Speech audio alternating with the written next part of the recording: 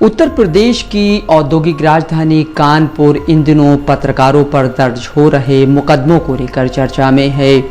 यहाँ पत्रकार पुलिस के निशाने पर हैं। शहर के अलग अलग थानों में कुछ पत्रकारों के खिलाफ जमीनों पर कब्जा और वसूली करने के आरोप में कई मामले दर्ज हुए हैं। मामले की शुरुआत पिछले महीने के 28 जुलाई की रात कानपुर प्रेस क्लब के पूर्व अध्यक्ष और टीवी चैनल भारत समाचार के पत्रकार अवनीश दीक्षित पर एफआईआर दर्ज कर गिरफ्तारी से होती है।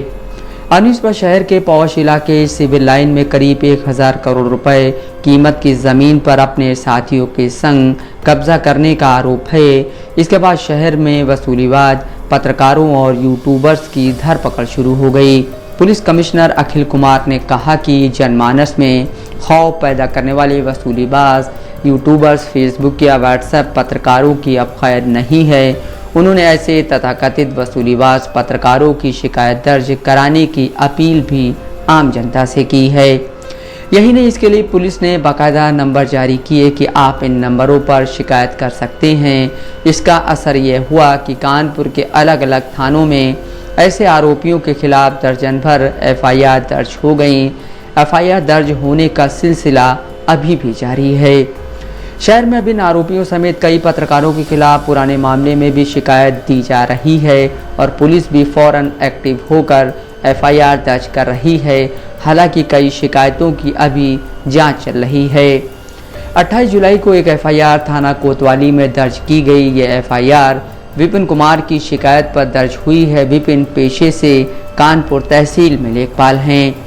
विपिन की शिकायत के मुताबिक नजूल भूखंडों ब्लॉक 15 भूखंड संख्या 69, 69A, 69B पर 28 जुलाई को हरेंद्र मसीह, राहुल वर्मा, मॉरिस एरियल, कमला एरियल, अभिषेक एरियल व अर्पण एरियल के उकसाने पर अवनीश दीक्षित, जितेश झा, मोहित वाजपेयी, संदीप, विक्की चौल्स, अब्बास, जितेंद्र समेत करीब 20 अज्ञात व्यक्ति कब्जा करने पहुंचे। उन्होंने बलपूर्वक अनाधिकृत कब्जा करने की कोशिश की, जबकि नजूल अभिलेखों में भूखंड संख्या 69A दिनांक 1 अक्टूबर 1890 से पट्टे पर 96 साल 6 महीना और 1 जनवरी 1984 से पट्टे पर मियाद 99 साल दर्ज है। इस तरह दोनों भूखंडों की पट्टावधि समाप्त हो जाने के कारण वर्तमान में नजूल संपत्ति है। इसके बाद पुलिस ने भारतीय न्याय संहिता 2023 यानी BNS के तहत 329(4) सार्वजनिक संपत्ति नुकसान निवारण अधिनियम 1984 की धारा 3 व 5 के तहत मुकदमा दर्ज कर लिया। 28 जुलाई को थाना कोतवाली में ही एक और एफआईआर दर्ज हुई। इसे सैमुअल गुरदेव सिंह ने दर्ज कराया है।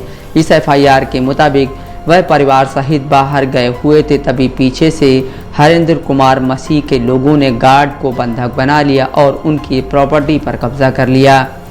इस वारदात को 20 से 25 लोगों ने अंजाम दिया। शिकायत में रितेश झा, राहुल वर्मा, अब्बास, विक्की चार्ल्स, अवनीश दीक्षित, मोहित वाजपेयी, नरिस एरियल, कमला एरियल, अभिषेक एरियल और अर्पण एरियल के नाम हैं। एफआईआर में लिखा है कि संदीप एवं अवनीश दीक्षित हरेंद्र के गुंडे हैं। ये घर से कई महत्वपूर्ण कागज भी ले गए। इस दौरान आरोपियों ने परिवार से 5 लाख रुपए गुंडा टैक्स के रूप में भी मांगे। पुलिस का कहना है कि सैमुअल गुरदेव सिंह नजूल की ज़मीन के केयरटेकर हैं। गुरदेव सिंह की पत्नी ने न्यूज़ वेबसाइट न्यूज़ लॉन्ड्री से बात करते हुए इस बात को माना कि वे नजूल की ज़मीन के केयरटेकर हैं, लेकिन और किसी सवाल का जवाब देने से इनकार कर दिया। इन दोनों एफआईआर के बाद पुलिस ने आरोपियों पर छापेमारी शुरू कर दी। 28 जुलाई की रात पुलिस ने क्रिस्टल पार्किंग में बने अवनीश के ऑफिस से अवनीश को गिरफ्तार कर लिया। इन दोनों ही एफआईआर में कई पत्रकारों के नाम शामिल हैं।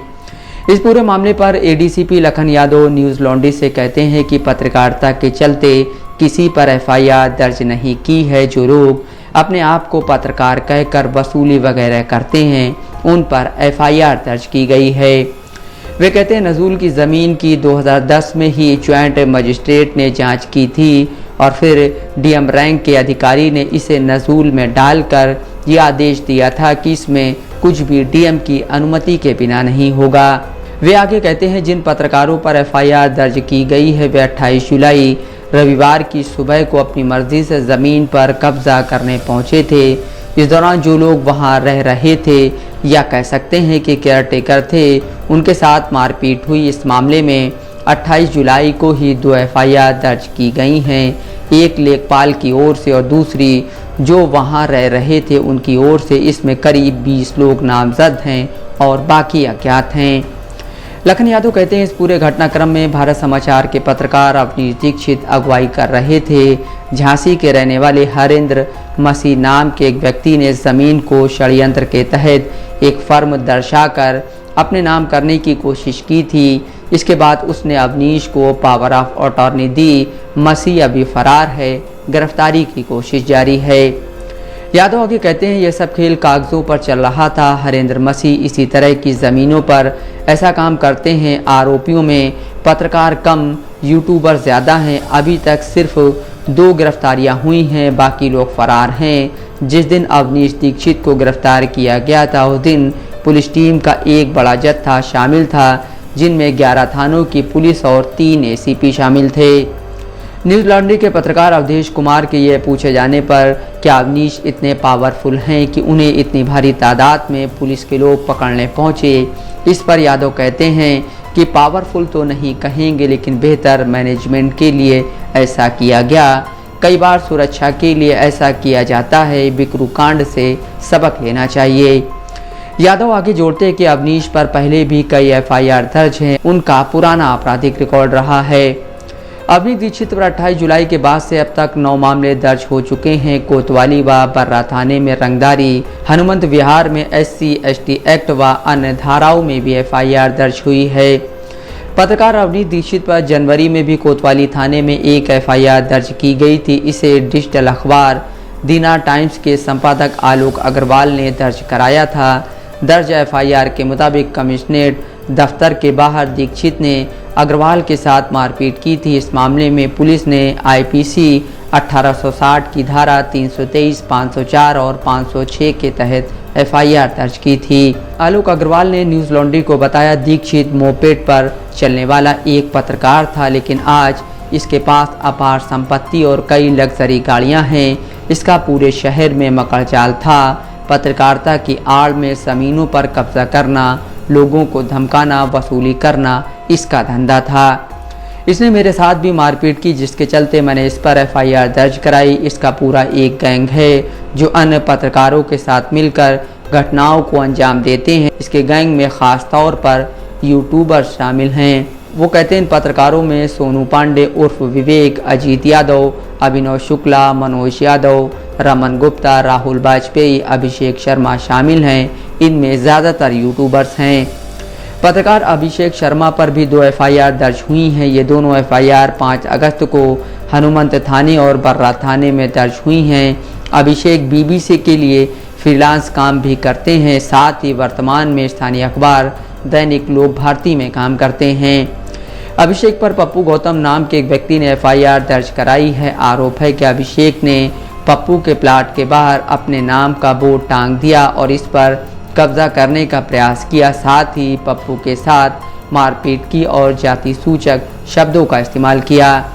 अभिषेक न्यूज़ लॉन्ड्री से कहते हैं, कानपुर में अवनीश दीक्षित एक पत्रकार हैं जिन्होंने नजूल की ज़मीन पर कब्जा करने की कोशिश की। इसके बाद कानपुर पुलिस ने एक अभियान छेड़ दिया कि कभी भी आपको किसी भी पत्रकार ने परेशान किया हो, रुपए मांगे हों या अन्य किसी तरह से प्रताड़ित किया हो तो आप शिकायत कर सकते हैं। इसके बाद तमाम पत्रकारों के खिलाफ शिकायतें आनी शुरू हो गईं। अब किसी ने मेरे खिलाफ ऐसी ही एक शिकायत दी कि ज़मीन पर कोई बोर्ड लगाया था और कब्जा करने की कोशिश थी, जबकि मैं उस आदमी को जानता तक नहीं हूँ। ना ही पुलिस कोई पूछताछ कर रही है कि क्या शिकायतकर्ता का अभिषेक से कोई कनेक्शन है भी या नहीं, बस सीधे मुकदमा दर्ज कर रेड कर रही है, कुल मिलाकर टॉर्चर कर रही है। अभिषेक का दावा है कि उसके खिलाफ मुकदमा दर्ज कराने वाले पप्पू को वह जानते तक नहीं है, ना ही पुलिस ने अभी तक उनका बयान दर्ज किया है। अभिषेक आगे कहते हैं, मेरे ऊपर दूसरा मुकदमा लिखा गया कि मैंने किसी शराब ठेकेदार से पैसे मांगे हैं, जबकि उस एफआईआर में जिन बाकी लोगों के नाम हैं मैं उन्हें जानता तक नहीं हूं। बस ये बताया गया है कि मैं वहां खड़ा हूं। जिस दीपू द्विवेदी ने एफआईआर दर्ज कराई है मैं उसे भी नहीं जानता हूं। अभिषेक का दावा है कि यह सब कार्रवाई इसलिए हो रही है क्योंकि वे पुलिस और सरकार के खिलाफ खबरें कर रहे थे। अभिषेक के खिलाफ एफआईआर दर्ज कराने वाले पप्पू गौतम न्यूज लॉन्ड्री से कहते हैं, हमने तो कोई बोर्ड देखा नहीं था, बच्चे थे घर पर, उन्होंने देखा होगा। ये पूछे जाने पर क्या आप अभिषेक को जानते हैं, इस पर वह कहते हैं कि वो तो हमारे पास कभी नहीं आए थे, फिर एफआईआर दर्ज कैसे हुई। ये पूछने पर कि इसमें तो आपका नाम है, इस सवाल पर वह कहते हैं कि हमसे जो पुलिस ने कागज मांगा था वो दे दिया, जो बोला वो कर दिया। बोर्ड जो लगा था उसकी फ़ोटो खींची गई थी, कागज मांगने घर पर पुलिस वाले खुद ही आए थे। इस पूरे मसले पर स्थानीय पत्रकार मनीष दुबे कहते हैं, यह मामला 1000 करोड़ रुपए की ज़मीन पर कब्जा करने से शुरू हुआ। कुछ पत्रकारों ने अन्य लोगों के साथ मिलकर सरकारी ज़मीन पर कब्जा करने की कोशिश की। इसके बाद वहां जो लोग रह रहे थे उनसे मारपीट हो गई। फिर मामले में तत्काल 2 एफआईआर दर्ज कराई गई। उसके बाद से ये एफआईआर दर्ज होने का सिलसिला चल पड़ा। मनीष न्यूज लॉन्ड्री को बताते हैं, इसमें अवनीश दीक्षित मुख्य आरोपी हैं। इसके अलावा कैमरामैन भूपेंद्र सिंह, पत्रकार अभिषेक शर्मा उर्फ युवा, कानपुर प्रेस क्लब कार्यकारिणी सदस्य मनोज यादव, पत्रकार सलभ जायसवाल, पत्रकार अभिनव शुक्ला, पत्रकार अजीत यादव उर्फ जितेश, पत्रकार विपिन गुप्ता, पत्रकार विवेक पांडे उर्फ सोनू, पत्रकार राहुल वाजपेयी, पत्रकार अमन तिवारी, हिस्ट्री शीटर पत्रकार मनोज यादव, पत्रकार अभिनव शुक्ला, पत्रकार रमन गुप्ता, पत्रकार इखलाक अहमद और 5 से 7 अन्य के खिलाफ बलवा, कार में बाधा डालने और रंगदारी के आरोप में एफआईआर दर्ज की गई है। अमर उजाला में क्राइम रिपोर्टर वाचस्पति पांडे न्यूज लॉन्ड्री से कहते हैं, पुलिस ने वसूली करने वाले पत्रकारों के खिलाफ शहर में मुहिम छेड़ी हुई है। इसकी शुरुआत 28 जुलाई को हुई थी, जिसमें पत्रकार अवनीश दीक्षित को एक सरकारी ज़मीन पर कब्जा करने के चलते गिरफ्तार किया गया। उसके बाद से अभी तक पुलिस के अभियान के चलते कुल 12 एफआईआर दर्ज हो चुकी हैं। पांडे कहते हैं, पत्रकारों के खिलाफ हुई एफआईआर में ज़्यादातर यूट्यूबर शामिल हैं। उनका कहना है कि यहाँ पर यूट्यूबर पत्रकारों से सब परेशान हैं। ये लोग पत्रकारिता के नाम पर वसूली करते हैं। इनका मुख्य काम वसूली करना, ज़मीनों पर कब्जा करना, जबरन ठेका आदि है। वह कहते हैं कि इस गिरोह में सिर्फ पत्रकार ही शामिल नहीं हैं, इनमें शहर के कुछ वकील और पुलिसकर्मी भी शामिल हैं। पुलिस पर भी कार्रवाई शुरू हो रही है। वह कहते हैं कुछ ऐसे लोग भी हैं जो कि बहती गंगा में हाथ धो रहे हैं, लेकिन ऐसे मामलों में पुलिस जांच कर रही है।